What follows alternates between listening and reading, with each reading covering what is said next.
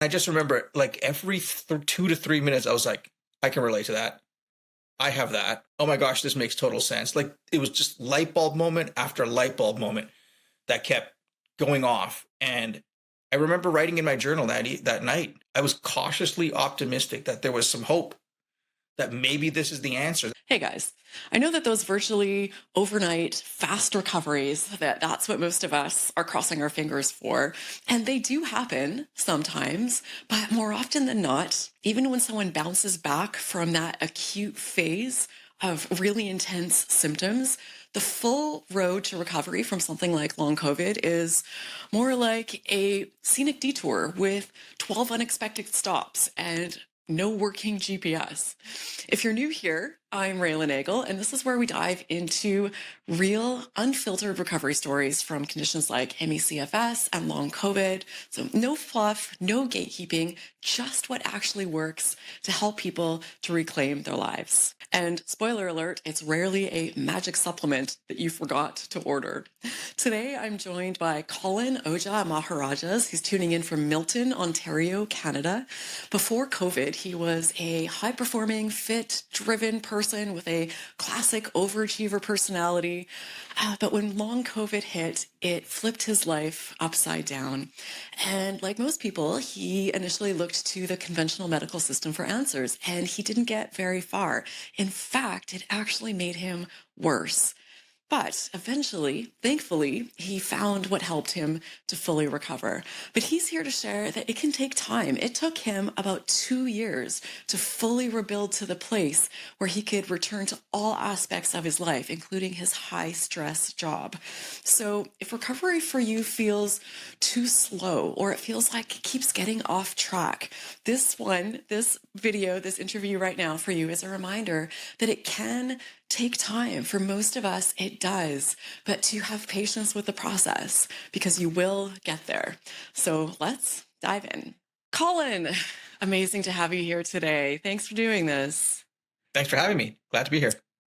All right. So the $1,000,000 question, take us back. How did this all start for you? Well, it was 2022.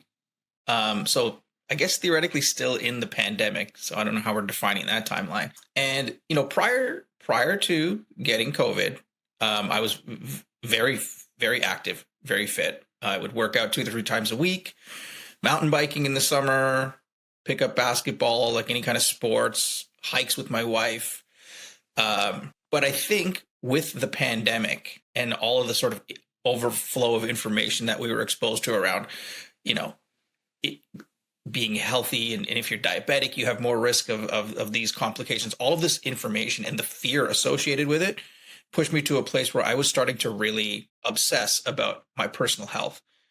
And so that built up. But in a strange way, I was probably in the best shape I'd ever been in my adult life in that year. At 2022, I was lean. Like I said, I was doing all kinds of different exercises, really fit, running 5K, no problem. And then, I got COVID in September of 2022. My whole family got it. I'm married. I have 3 kids, and it was relatively mild. And there was a day where I typically would go for a walk to pick up my youngest daughter from school.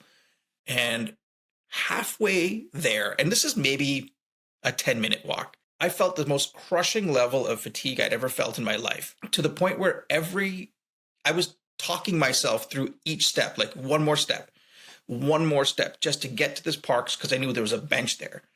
I have never felt my body feel so drained, depleted. Like there's tired fatigue where you just go and you take a nap and you need to sleep, but this was like nothing I had ever experienced before. I still can't even really articulate it, but anybody going through it kind of knows what this crushing body fatigue feels like. And that was now maybe November 4th or something to that effect. And I'm like, I need to go to the ER. This is absolutely not normal. So back in the ER again, a battery of tests, chest x-ray, ECG. They're like, yeah, we see the palpitations on your ECG, but it's PVCs, preventricular contractions. This is normal for people who have anxiety or whatever. And I'm just like, I'm still freaking out because I'm like, there's stuff showing up. But they're like, everything else, chest x-ray looks normal. Everything else looks normal. So I'm sitting in the ER and I'm talking to the to the ER doc, and I'm like, well, I had COVID. He's like, well, some people who get COVID, this happens to them. They have lingering symptoms. And I'm like, well, how long? And he's like, well, it can go on for a long time or whatever. And I just remember sitting there like, that's not an answer. I don't know what this means for me. And then as I started looking into it, and I got into to Reddit, and there's the long COVID sub, and there was a long COVID recovery sub. So I'm in there and I'm seeing these people, and I'm like, oh my goodness, there are people in here who've had long COVID since 2020, and they haven't recovered.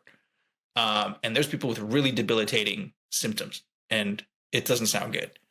Because I found out about long COVID, I looked up long COVID treatment clinics, because I had heard that Canada had been starting to create these clinics at different physiotherapy offices, et cetera, et cetera. So I ended up getting an appointment for one of those. And in hindsight, this was probably the biggest turning point for me in terms of the lowest point in my recovery, in my experience with long COVID. I went to this place. They're like, oh yeah, we see COVID patients all the time. We just got to rehab you back to the point where your fitness levels have returned to normal. So, they showed me a bunch of exercises like side planks and just like stuff that you'd be putting like a basic physiotherapy program. And they did that for me. And then they put me on a stationary bike, and they're like, we're going to get your heart rate up to 85% capacity, and you're going to keep it there for 10 minutes. And then, we're going to do this every couple of days so that we retrain your heart to become normal again. And I was like, okay. Knowing that I had these palpitations, I was a little skeptical about this. Did it, went home, didn't actually feel too bad. That night at 3 a.m, I had the most intense heart palpitations and rapid heartbeat I'd ever experienced, where I thought I was going to have a heart attack. That's when I called the cardiologist and said, listen, I had this experience. Can we bump up my appointment? I go there and they're like, yeah, we're going to do a stress test. And I'm like, another treadmill. Like, what? Why are you guys going to put me on a I just went through this. So I did this. I did the whole thing, did the stress test. And again, I was okay for a day. The second day, without even doing any exercise, I had quite the flare of symptoms where I was pretty much couch bound for 48 hours. This was now, like I said, the lowest point. So I'm kind of just like, I started journaling, and I remember just writing to myself, like, what does this mean for me? Is this the rest of my life?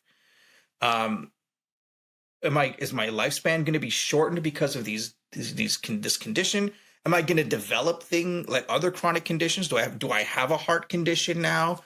And for somebody whose whole life, even from my childhood, I've been very active, always enjoyed playing sports, this was devastating. And I really didn't know how to process it in any real way other than fear. The only prominent emotion that continually surfaced was fear.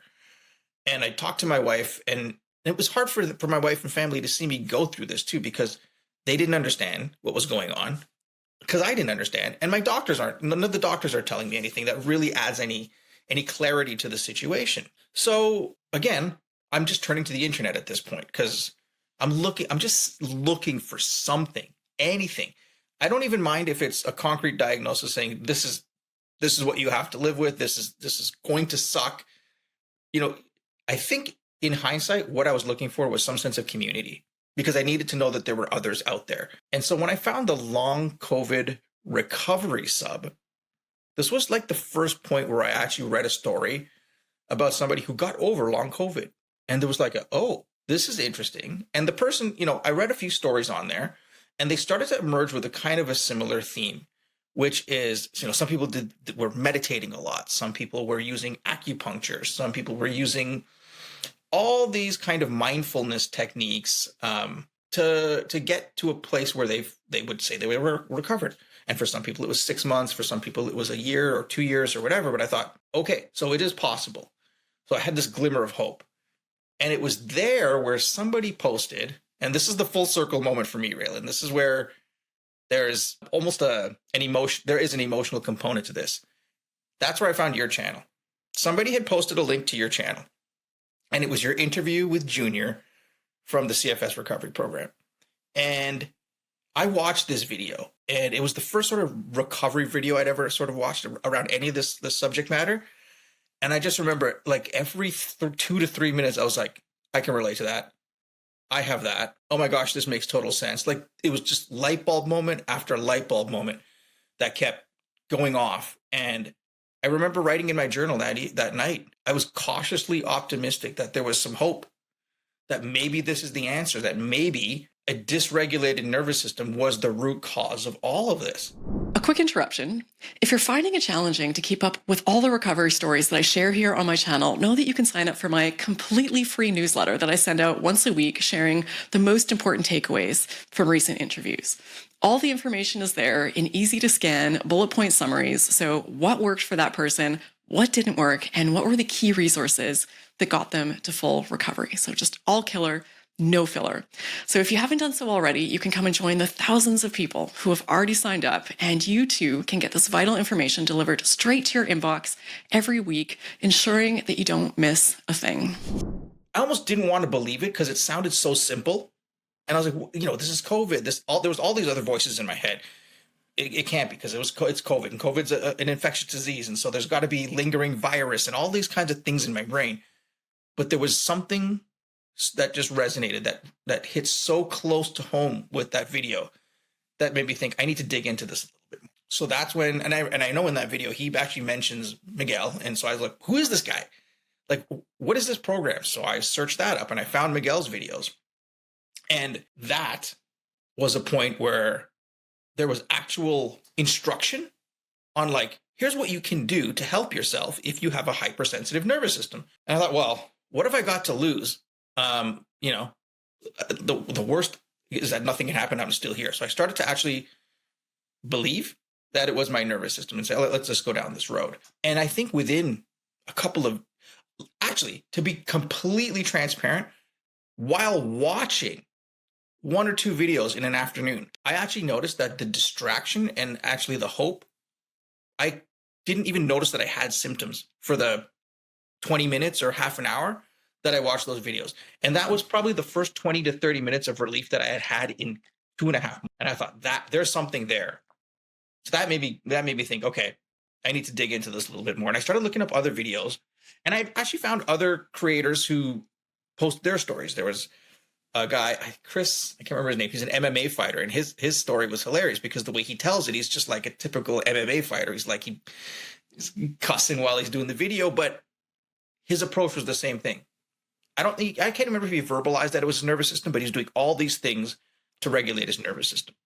And Susie Bolt had a yoga channel, and she used yoga to help a lot of herself and a lot of her people, recover from long COVID. So I'm like, this is all starting to make sense now. And then I watched people's videos on your channel, and I was like, oh, everybody's got this same theme in their recovery. So now I'm convinced. And my background, I work in clinical trials in research, pharmaceutical research, so a very science-based industry.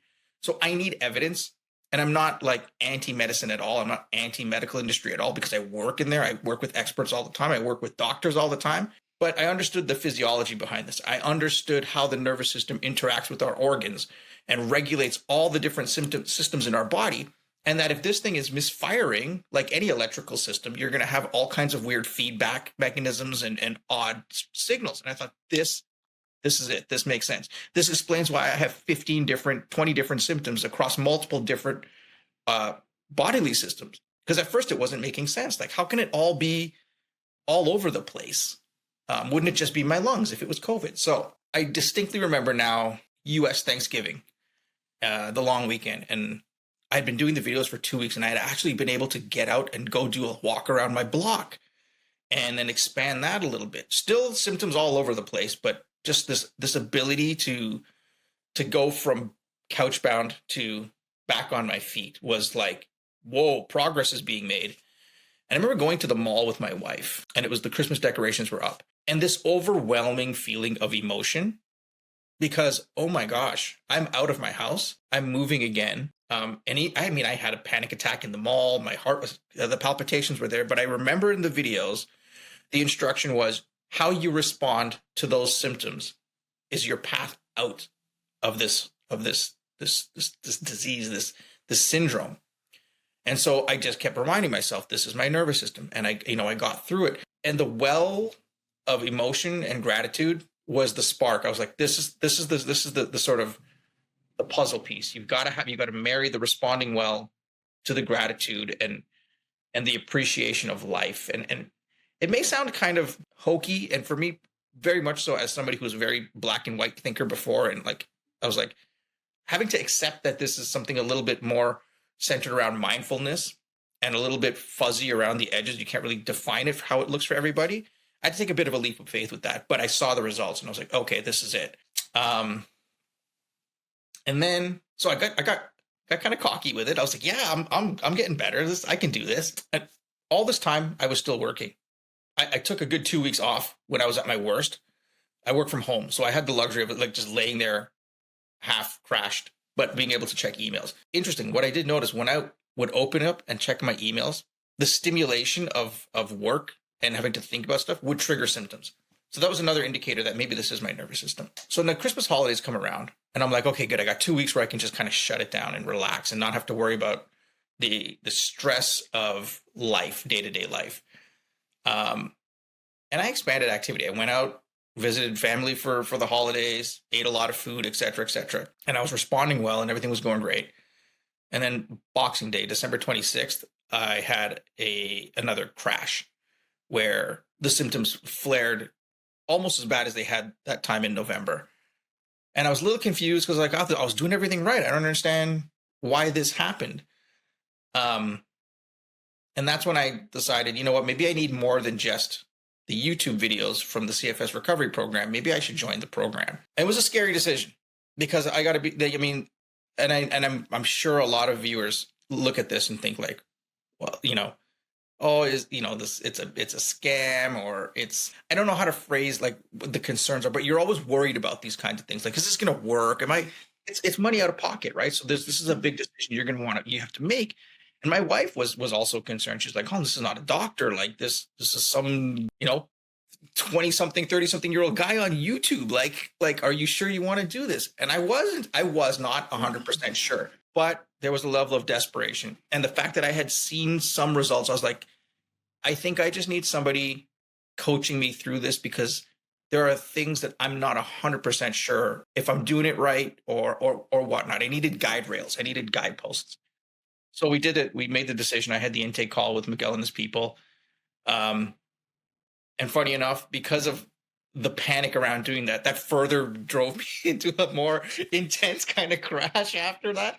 So the first 2 weeks of January were rough. But, I when I joined the program in January, it was immediately clear that this was the right choice for me. And it's funny. The one thing I was most skeptical of were the group calls that they offer. Because I was like, why would I want to be on a call with all these strangers? This is just like, this is not me. I just want a program where I can get back to working out. Like, I wanted it to be very black and white. But back to my original sort of thought process, what I needed, and I didn't realize, was a sense of community. It was, first piece is, every coach in that program has gone through this and come out the other side. So right away, I was like, oh, okay, so it's not just some guy who got hired because they have a good resume for whatever. This is an authentic person who's been through this experience. So when the coach that was assigned to me was Adrienne, who you've done an interview with, and, talking with her and, her experience and how relating to her symptoms and her relating to my symptoms. And what's almost kind of funny is, you going through this, you have symptoms that you figure nobody else has that one. This is just too weird, right? Like, I had like armpit pain, and it wasn't like lymph nodes. It was just this, I couldn't explain it. And I felt so weird trying to bring it up, but the coaches do such a good job of making you feel comfortable. I told Adrienne, I was like, Adrienne, I've got this. Every time I get symptom flares, I get this armpit pain, and I'm worried it's like a heart attack starting. And she's like, oh, Colin, I totally had those. I'm like, are you serious? She's like, yeah, totally had those. And so she told me, like, the way they were, the nervous system, muscle tension, and I kind of put two and two together, and I was always propping myself up on this arm. So it was like, so once we reasoned through it, but it was more about the fact that there's somebody going, dude, been through it. It's nothing to worry about. It's still your nervous system. All you got to do is respond well. And being in that program with others and doing the group calls and hearing them talk about, oh, I have a question. I have this symptom. And 3 other people going, yeah, I got that one. You're like, oh, okay, so I am not crazy. This is not just me. There's hundreds of symptoms that we all can share. Um, and we can all find strength from each other because somebody's been through it. The great thing about the program, you got people who started, people who are halfway through it, people who are right at the end. So you've got all these different perspectives that keep you focused on the goal, on the bigger picture at hand. And I think that was vital for me, was the combination of a coach being in my corner, reminding me of the principles, reminding me that you can do this, and also the community, and also talking about your experience within the community. It almost reinforces your own learning. Like, I'm applying these principles and I'm going to talk about how it's working for me. And it's a reminder. I got to do this. I got to do this more. I got to be more mindful. I got to practice the gratitude a little bit more. So it was really just this kind of packaging, this structure that I was missing, that really gave me the guidance that I needed to really sort of take my recovery to that next level. The thing I love about these types of calls too, because I imagine CFS recovery is like this, most programs do this, is even if you're not comfortable taking part in them or you're a little bit nervous in the beginning, they have recorded replays that you can watch. And it's like watching a recovery interview like this, but 10 or 20 or 30 people on the call sharing this, and it's just like insight after insight after insight. And one person has a question and then 10 people pipe in with, it's just like insight on, steroids. It's really powerful. So even if group calls aren't your thing, just having access to with those coaches on there and all of those people, incredible. And I think most people will find, because I do this in courses too that I take, after I watch some, I'm like, okay, it's not so scary. It's just normal people. They're not weird. Like, I don't know what I was expecting, but they're people like me and it's okay. And then you can kind of dip your toe in. Yeah, it's really powerful. Yeah. And the support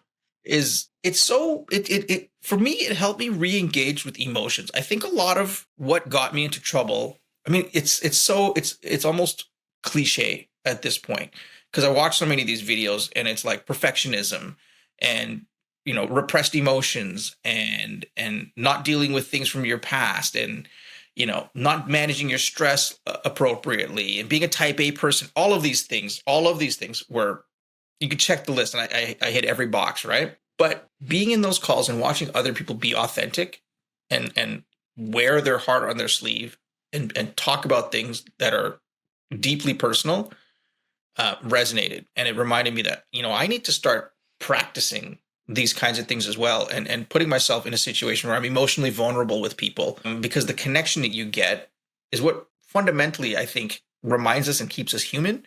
And I was very much trying too hard to be a little robotic and be a high performance machine versus just an authentic human being. And I remember joining the program in January of 2023, and I had a business trip in March. So I had to get on a plane, and I was like terrified of this.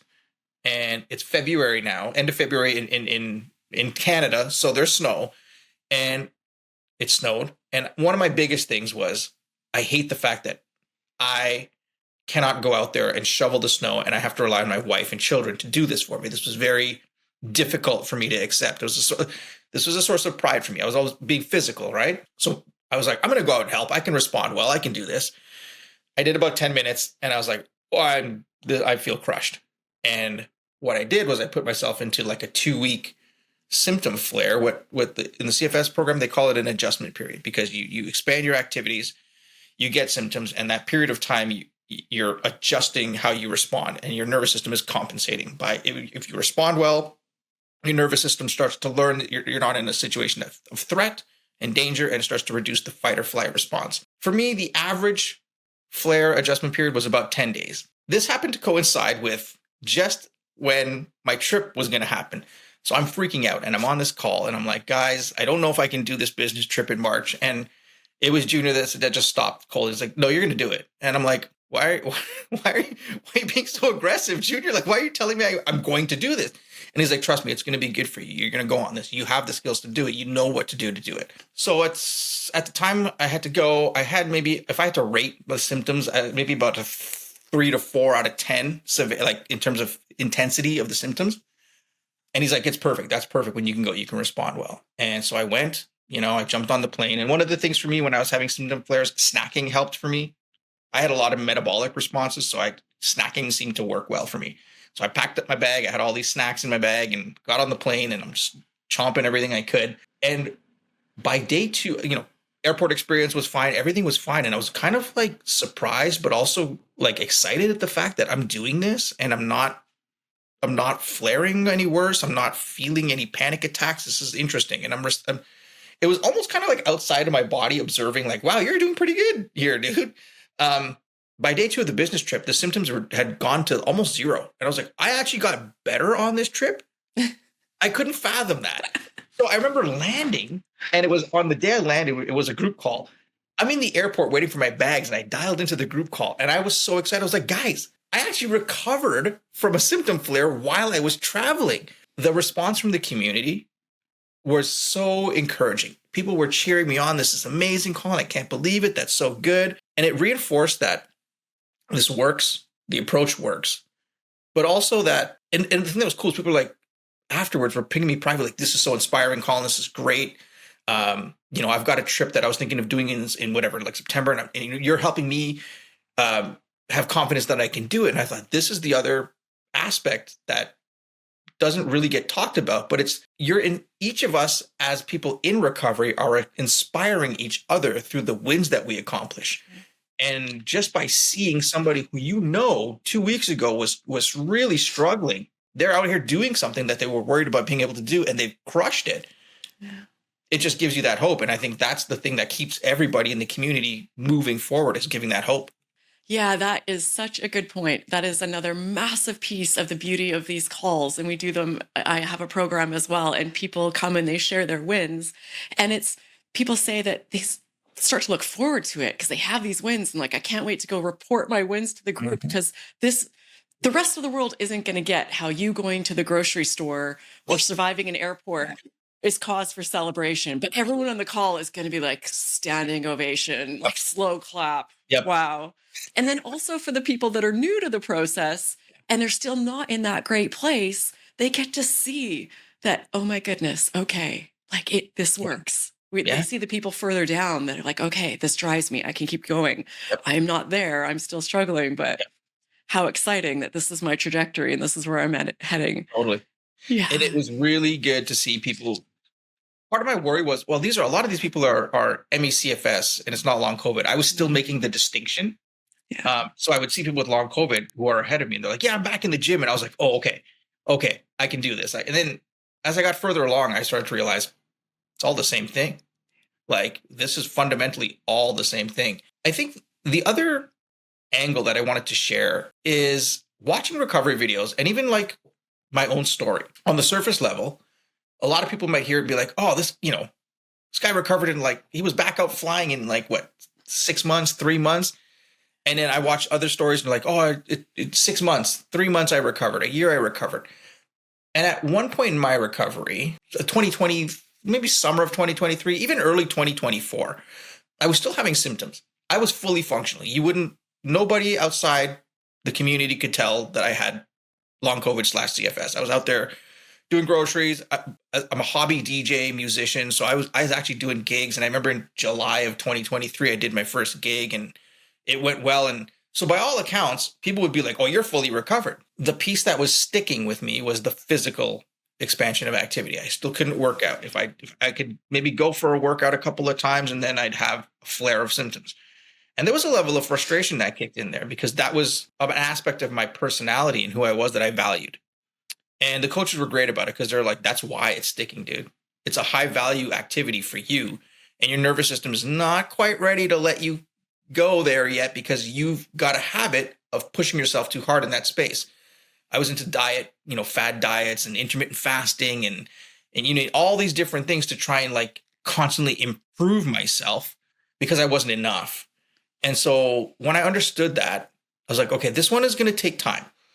And again, the coaches were great. They're like, yeah, dude, even for them, 2 years in, Junior was telling me, yeah, he'd have the odd anxiety attack or something. And he still had to practice the principles. I was like, okay, this is a good perspective. I needed to hear that because I was hearing all these stories. 6 months in, the guy's back in the gym. I'm like, how come I'm not doing that? Is it me? Am I not good at this? Am I failing at recovery? And there's all these kind of doubts that creep in. But it's been an incredible journey of growth and self-discovery on top of just recovering from acute symptoms. There's a need to reflect and go back and look at who you were before and how you got to this point and start to do the work to help yourself overcome things that you didn't even know were contributing to your nervous system dysregulation. So fast forward to like, what are we in? April. So I've only now, and it's been so exciting for me, been back to 2 to 3 times a week working out. And it's not the same routine I used to do before because I 2.5 years, I haven't been working out. I just don't have the strength I used to have. So I've had to scale it down. But even just the ability to accept that and be like, that's okay. This is good. Like, here I am. It's like the journey is still happening. I'm still having insights into my nervous system. I'm still having light bulb moments about recovery and what that looks like for me. And I think one thing that's important for people is the return to work as well. Work is a highly stimulating, highly stressful environment. And I probably could have started working out safe, like without symptoms a year ago. But I went through a whole thing with work where I shifted jobs and I was thrown into a really stressful situation because of whatever it is. Actually, it's important that I talk about whatever it is. I'm generally considered a high performer at work. In the last 10 years, I think I've maybe achieved high performer or above rating 7 out of 10 years. So anytime they know this, they throw me into difficult situations to problem solve, and it's high stress. And because I'm a type A, I want to succeed. I want to win at it. I want to solve the problem. And I had to learn how to regulate that way of thinking, that win at all costs, that sacrifice your body, and I had to approach work differently. And I think while recovering from acute symptoms, there's a way to respond well to that. I had to learn that the principle of responding well applies outside of acute symptom response and actually applies to how you respond to things in your day-to-day life, micro stresses. And so working forced me to have to think about every decision I make and how I react. How do I react to that email that just came from the client that's very upset? How do I react to my project manager who's very upset and stressed out about the chemistry of the team? So many stressors. And because of those, when I would try to work out, my body was already at a heightened level of kind of had the cup was kind of full. Working out was too much and I would get symptoms. So I started to acknowledge that and be like, okay, I need to work on who I am in the workplace before my body will let me push it physically with its capacity. And that took me another 6 to 8 months to put into practice and figure out what does responding well look like at work. So, for a lot of people, that initial phase of recovery, just getting back to getting to work is one phase, but reintroducing yourself and integrating into society, in a workplace or whatever, is another phase of recovery. And I think the message I want to share is don't get frustrated by what may be perceived as setbacks and symptom flares while you're doing that, because that's just part of the journey. And it's the same principles that get you out of the acute phase that are going to get you through this piece as well. There's 2 such really important things that I think you just called out here. One of them is that with these conditions, when nervous system regulation is at the core of what's going on, it's essentially that we become one by one afraid of everything in life. It's like a phobia for going to the grocery store, sitting up, going to the airport, walking too long, dealing with stressful emails. And just like with phobias, with gradual re-exposure therapy, you want to sort of dip your toe in and slowly work on them. And if you're afraid of, let's put long COVID and ME/CFS aside, if you're afraid of spiders and you're afraid of water and you're afraid of flying and you're not going to jump in a tub on a plane full of spiders all at once and be like, let's just face it all. So every new thing that you bring back in, so bringing back in working out and going to work isn't just one thing. Like you mentioned, it's the emails, it's the colleagues, it's the stressful projects, it's a zillion things. And you're trying to slowly balance out those boundaries. So trying to take them on all at once is going to have massive symptom flares. And that was with my own journey too. I kept thinking, I think I'm fully past this now. And then I'd bring something else new in. I start running. I'm like, oh, okay, maybe not fully recovered yet because those symptoms are really loud. But it's not just the phobia piece, it's also the emotions piece. So while feeling safe doing all these activities, you also have to keep that amazing woman in the space, Nicole Sachs, talks about your emotional reservoir, like picturing this beaker inside of you. And we can carry tough stuff around, but when it reaches that maximum density point and is about to overflow, the alarm bells go off in our body. So it's like learning to feel your emotions and all of these things while telling your body and brain that it's safe to run and go to work and do emails. So it's a lot of different things. So yeah, for the vast majority of us, it takes time. Yeah, it does. Yeah. And I do get the sense that many of us, diagnosed or undiagnosed, have some level of health anxiety or some level of anxiety in general. And maybe it manifests because it becomes a health thing that turns into that.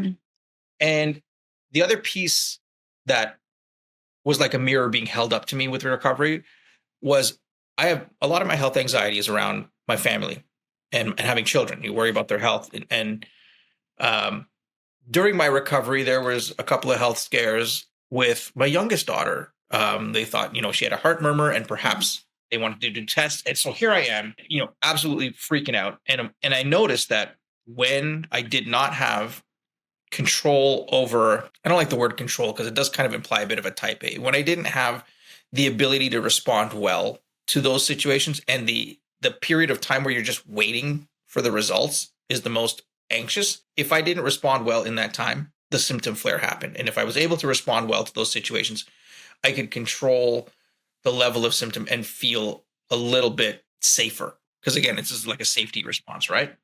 And that was hard to do because these are your children that you worry about. So there's always that specter of what if something happens. And I struggled with this for a long time. Like, so what does responding well look like in that situation? Because your mind wants to go to the worst case scenario. And it just sits there in the worst case scenario. And this is a defense mechanism that your nervous system is giving you. Well, it's preparing you for the worst case scenario. So it's going to make you just sit in those emotions and that feeling until that happens, because that's how it thinks it's preparing you for the worst case scenario. And I had to really think about this. And again, talking to coaches, and I'll be transparent, I have a therapist as well. I talked to my therapist about this. And it's catastrophic thinking that gets you into this situation. All you can do is take it one day at a time. And you don't know what the outcome is.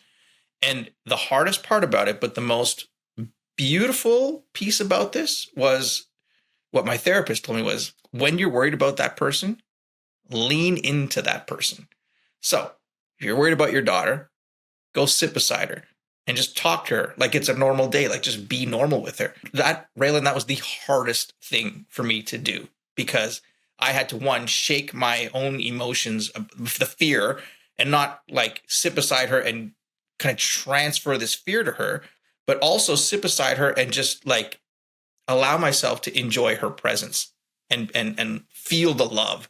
And my natural state was, if I feel that love, push it down, because you could get hurt, because something bad could happen and you don't want to feel the pain associated with that. So I started to do this. I started to lean into it and think, well, I can control. This is the only thing that I can control, is how I interact and how I respond with the person, with my daughter. And things turned out fine. Everything turned out normal.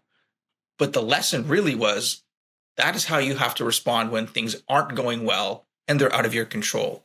Lean into the things that you can control. Lean into the relationships that are maybe scaring you the most because you have so much riding on them. Because the real worst case scenario is, if that person does leave, you didn't do that. You didn't lean into it. You didn't share your feelings in your life with that person to the full extent that you could have.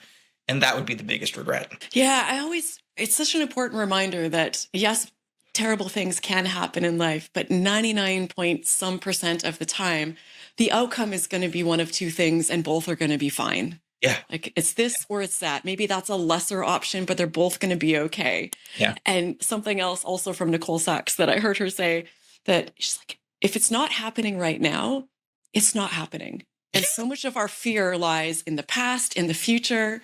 But, if you can just get yourself to be in this moment, that's the antidote to most of the fear and the anxiety that we're experiencing. Yeah. I got the funniest story related to this. So similarly, I went through a health scare during my recovery in 2020. So when I first was going to the ER, they did the scans. 6 months later, my family doctor calls me and he's like, "Hey man, there's a calcified granuloma in your lung." And I'm like, "What the hell does that mean?" And he's like, "Well, if you've had any kind of like a severe like lung infection or cough or bronchitis, you can get scarring." And he's like, "So it's totally normal. A lot of people have this." I'm like, "Okay." But he's like, the ER doc wanted to repeat a CT scan in 6 months just to be sure. Heightened alarm bells, fear response, great. So now I'm sitting in this anxiety, in this ambiguity of not knowing. Do the CT scan, waiting for the results. I'm now constantly living in about a 3 or 4 out of 10 state of symptom just because of this. And this was, I think, in April. I went for a bike ride. First bike ride ever, tried it out, threw myself into a 7 or 8 out of a 10 symptom flare because of the bike ride. But I was like, whatever, I'm going to respond well. This is normal. Time to now have the call with the doctor. And I'm totally at a 7 or 8 right now of symptom flares. And I'm having this call with the doctor. And he just starts reading the report. And he gets to a point in the report where he says, oh, there's a finding of a lung nodule. The blood drained out of my body. My heart felt like it just stopped. And I thought, oh my God, I have lung cancer. And I work in oncology, in research. So probably the worst thing, my mind immediately starts going to every patient chart I've ever reviewed, et cetera, and all this and I was just like, and then he keeps going, he's like, oh, actually, but this is totally normal. He's like, your scan is normal. He's like, you could scan 10 out of 10 people and somebody's going to have a nodule and it's not symptomatic. You don't have to have any repeats. It's fine. The damage had already been done. So I'm already on like a week of this symptom flare. And like I said earlier in the video, my symptom flares usually lasted about 10 days. Because of the intensity of that immediate fear response, I had a 6-week flare. It just dragged because of this one episode. And when I finally came out of it, I thought that if there's one thing that painted the picture that how I responded to something was fueling what was going on in my body, that was it.